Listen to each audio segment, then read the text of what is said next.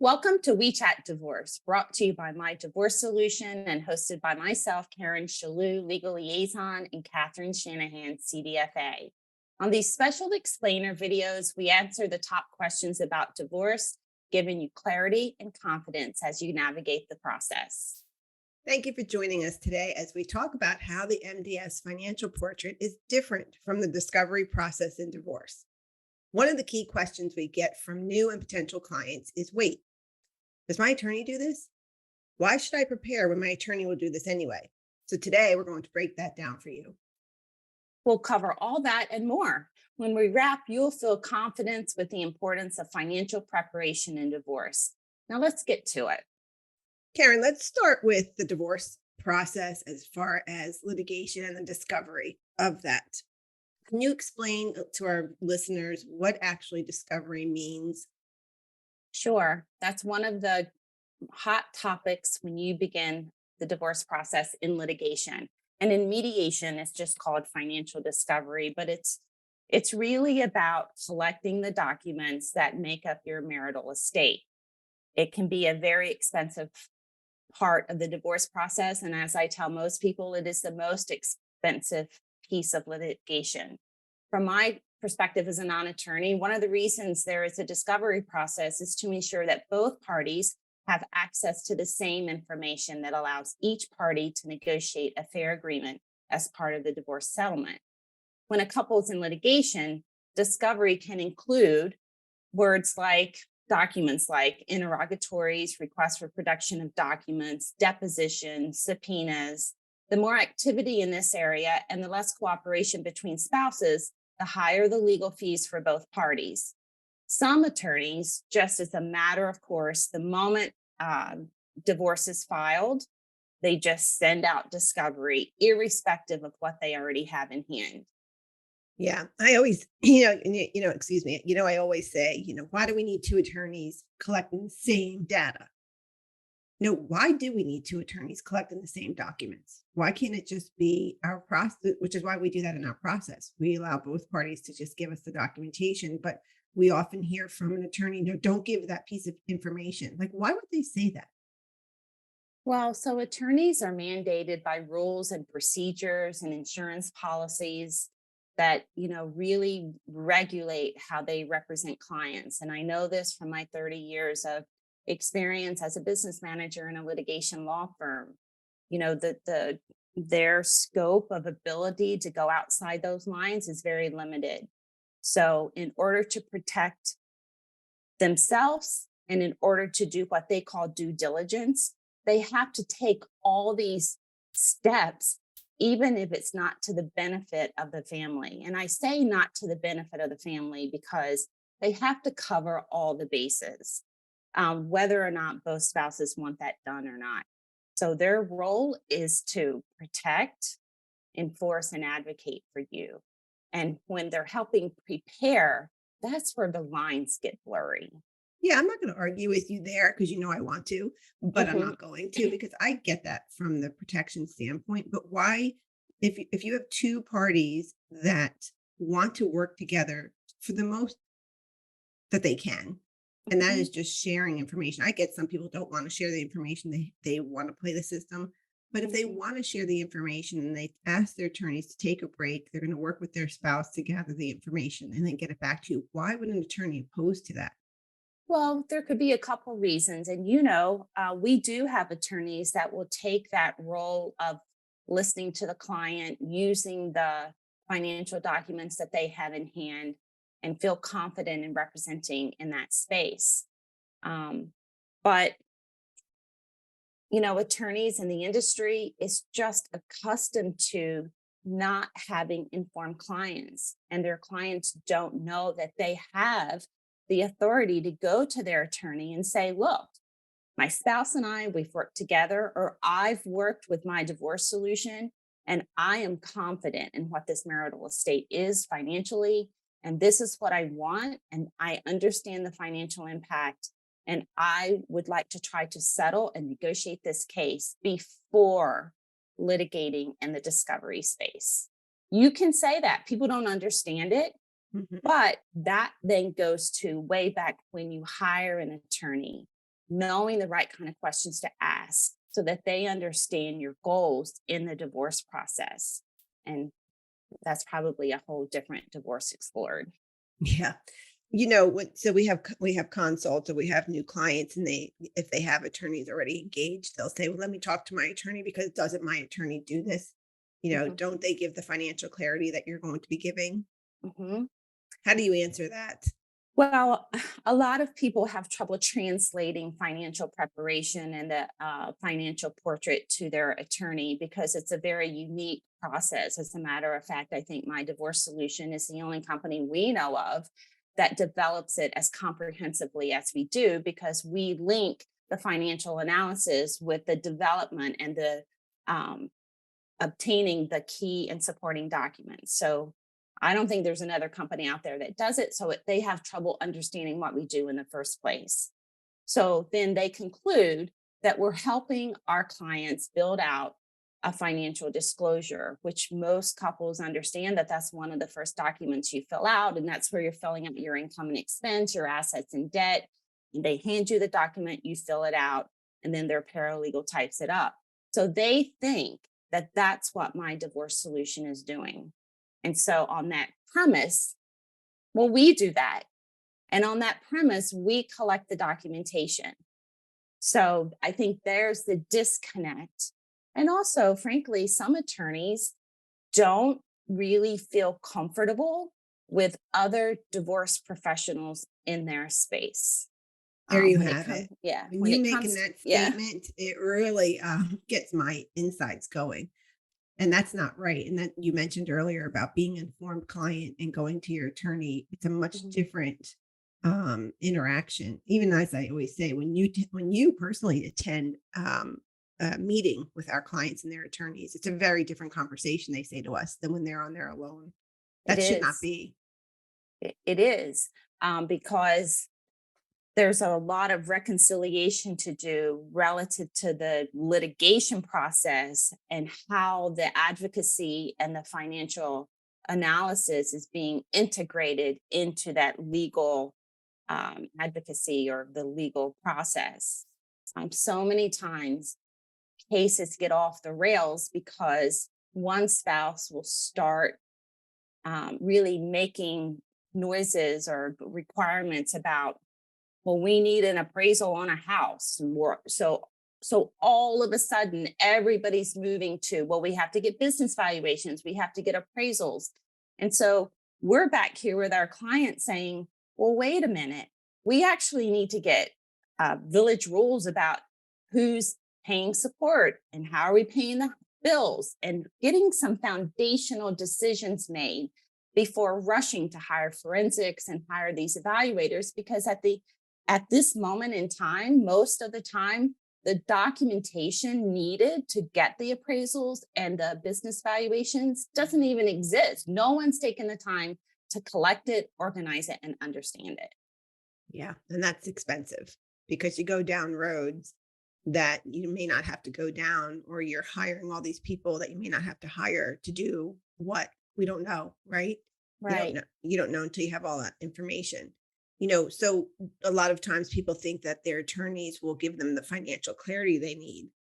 Is it the role of the attorney to provide financial clarity? And does an attorney want that role to provide financial clarity? So, from my experience, attorneys have not had the education or the expertise to provide the financial clarity. As a matter of fact, most settlements agreement say that I understand that my attorney did not give me tax or financial advice. And people are reading that for the first time. I explain to our clients when I'm speaking with them that, we're not only helping with the financial analysis of knowing what you have, helping build out division scenarios, helping you know where to spend your money to get the best information so that you can, make really good financial decisions for yourself. Our process helps them go through the exercise of owning that information so that no matter what is happening in their case, they're not going to get derailed if the case starts to derail. They're able to stay on what their goals are and how they're going to accomplish those. and really advocate for themselves. And so that piece of it is powerful, because you're never turning over the reins to anybody, not to a forensic, not to a business valuator, not to your attorney, not to your mediator, not to your spouse, not to anyone. You know this information, you own it, you've gone through our process, you're rooted in the knowledge of your marital estate. And how powerful is that when you have financial knowledge? But let me ask you this. So a lot of times when I take an assessment call and they're in the attorney, they have their attorney and they're in that process and they could be in it for a few months or even a year or even longer, unfortunately. And they'll say things like, "Oh, I've already spent 30,000 on my attorney. I spent 150,000." And I don't know, our fee could be 10,000 for someone, it could be 4,500, it could be, it depends, right? Mhm. Whatever that amount is, they say, "Well, let me go ask my attorney if this is okay." And I want to wonder, not want to, but I do wonder if you're that far or that deep into the process, why are you calling us in the first place? That's so true. And I asked that question, and I know you asked that question. Why? And well, I don't know. I don't have financial clarity. And I assume my attorney would would advocate for me. But even if your attorney thought he or she knew what was best for you, frankly, only you know what is best for you. And if you don't take the time to know that, first of all the money you spent is for someone else to determine your future, plain and simple. And you're handing over, a ton of money which may not even benefit you. It's incredible.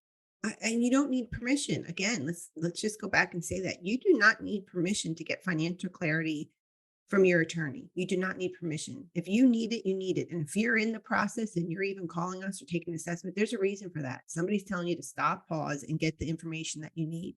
Because if you don't, like Karen, you're saying, you don't own the information, and somewhere a week or 2 weeks or even a day from now, you're going to go down a path that you wish you didn't go down.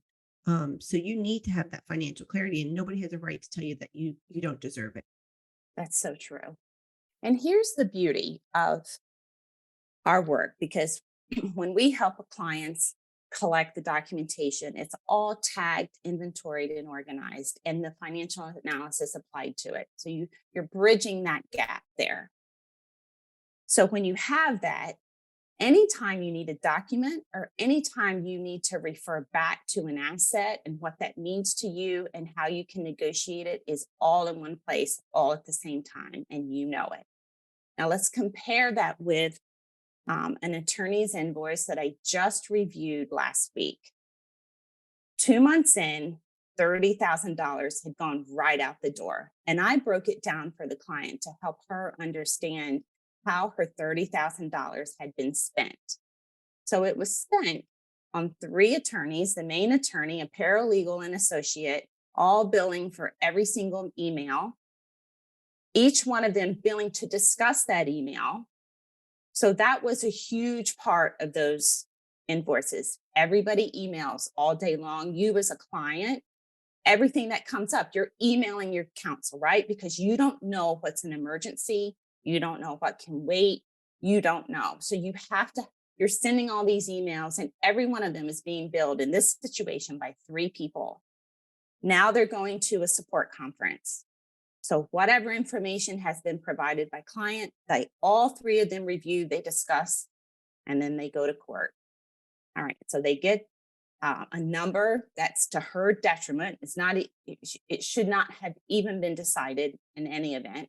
It was misinformation. And then they're starting discovery, and they're going to a motions hearing. And then then they were creating a stipulation between the parties. For each of those events, there were time entries to pick up the same pile of documents, spend the same time reviewing by three different people, as if they had never seen that financial documentation before. And didn't the main attorney not even show up at those hearings? Sent the Correct. junior associate? Yes. And the junior associate didn't understand the nuances. It was a fairly complicated case. And this is the same firm. I mean, a client was confident and independent enough to hire us, even though he insisted that she didn't need financial clarity. It was a straightforward case, simple. But she did have the confidence enough to say to him, well, if it's so simple and straightforward, how am I in this situation of paying support that I should not have to be paying? And how is it that I've spent $30,000 and we've not resolved anything if it's so straightforward? And I applaud her for that. And she went and got another attorney who was flabbergasted at how her litigation had been handled up until that point. But she had no idea, of course. Like, how would you know? Typically, this is the first time you're experiencing something like that. And sadly, this is one state, one little case, right? We have so many cases in every state, in almost every county, and internationally. And until we talk about it on explorers like this, nobody hears about it. You hear about it at a table with your friends who are talking about their situation, or at work where a coworker is telling you, but we don't talk about this out loud enough, because it is your right, if you're listening, to ask your attorney good questions. It is your right to get the financial clarity that you need, and take pause there if you don't. And until the person going through or the families going through the process know that, it'll never change, Yeah. because we know the industry. And that's what's great about my divorce solution, because we know the industry. We don't want to be the whole industry. We want to work with professionals who understand that having an informed client is the best client you can have. Right. But I was thinking about something that you said there. I had another one of our clients from a different state on yesterday, and the husband was participating. And it made me remind you of this email exchange. They had an email exchange about expenditures for the kids, and they weren't talking to each other. So there was a bunch of email exchanges going back between the attorneys, probably $2,000 worth of emails. They were on the call, a Zoom call with me yesterday, and point blank said to, he's not the client. Okay, what do you need? You need her to just run this cost by you because it's $500 or what have you. He said, yeah, I would just appreciate that. And she said, okay, no problem. It was as simple as that. It was giving them both the space to, admit that they're uncomfortable because they're not included in a decision for their kids. And the other party was uncomfortable because it was $500, afraid that he would say no. And he didn't say no. And he just wanted to be included in the conversation. But you don't get that in $1,000 email back and forth between two attorneys. But to have a space that you can just say that, you don't have to agree to it, but at least you're being heard, Yeah. is And amazing. I think we've seen that in mediation as well. I feel like a lot of mediators are now talking to one spouse and then talking to the other spouse in the whole Zoom environment. And the spouses don't have space to have these very important conversations. Yeah, Oh we're seeing gosh, a lot that's of that as another well. explored, Karen. I'm so glad you brought that up, because as a trained mediator, when I sit on those, I'm like, seriously, 10 hours for the mediator just to listen to you, and you don't get to hear the other side, because it never comes across as the way the person's saying it. It just Right. can't, right? It's like Yes. playing telephone. Is that what the game was? You Yeah. know? So in Yeah. answer to, does our process add value to the whole overall process, or does Right. it duplicate the process that you're paying with your attorney? Oh, Catherine, it adds value. So I gave a little bit of a horror story, and we see those all the time, especially when people have hired their attorney in good faith and all of a sudden realize that things aren't going as planned. Conversely, we have just as many clients who come to us and say, I need to be prepared. I know I can't even take the first step without knowing what I have, knowing what I want, knowing what my options are, and knowing what the impact of my decisions will be with documentation to support. Then they take that to their counsel or to their mediator. I was on 3 different calls last week where the attorney looked right in the screen and said, I have everything I need. I do not need one more thing. This is great. I wish all of my clients would be this prepared, because then I can do my best work. So that's the difference. When you go prepared, you as a client know what you have, and your attorney is really clear on what your goals are. And they're really clear in knowing that you're not going to change your mind tomorrow based on some new information you may have received, because you already have taken the steps to know and understand then the impact, the financial impact of that no and your decision for your marital estate. That's great. I mean, I know I love what we do, but that about sums it up. It does. So if you're looking for a financial understanding of your marital estate, you can get started today by going to our website and click on Get Started. Begin your journey to financial knowledge. And for more information on this topic, head over to www.mydivorcesolution.com. We hope this episode was informative and supportive on your divorce journey. And if you're looking for more support and guidance for navigating the divorce process with confidence and clarity, financially speaking, head over to our website at mydivorcesolution.com for more podcast episodes, divorce events, and tools for your journey ahead. We'll see you back here for our next episode. P.S. This video is intended for general information purposes only and should not be construed as financial or legal advice. If you're considering divorce, make sure to protect your wealth with divorce financial planning from My Divorce Solution. Our certified divorce experts will help you untangle your finances and understand your settlement options so you can negotiate your marital assets with confidence. Protect your financial estate with divorce financial planning. Visit mydivorcesolution.com to see if you qualify to work with our financial divorce experts. That's mydivorcesolution.com for expert divorce financial planning. Thanks for joining us on another episode of We Chat Divorce. We hope this episode was informative and supportive on your divorce journey. If you're looking for more support for navigating divorce with confidence and clarity, head over to mydivorcesolution.com for more podcast episodes, divorce events, and resources for your divorce. We'll see you back here for our next episode.